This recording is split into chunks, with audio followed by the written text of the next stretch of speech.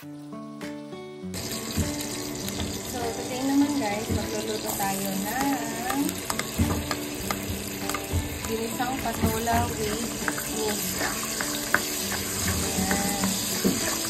Garlic.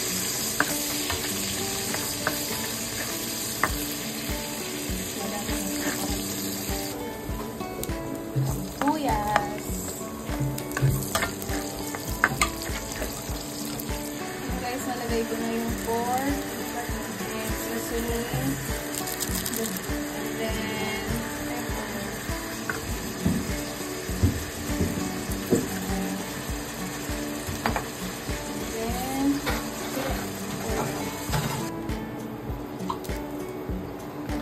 Sa patola. Lalagyan natin ng tubig and then papakuluan natin and then after lalagyan natin patola. Okay. Lagay na natin patola guys.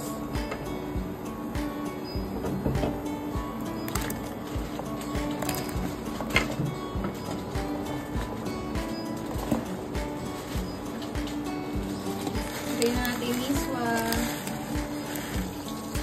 Ito na guys, yung ating patola with miswa. Yummers. Yun lang guys. Thank you.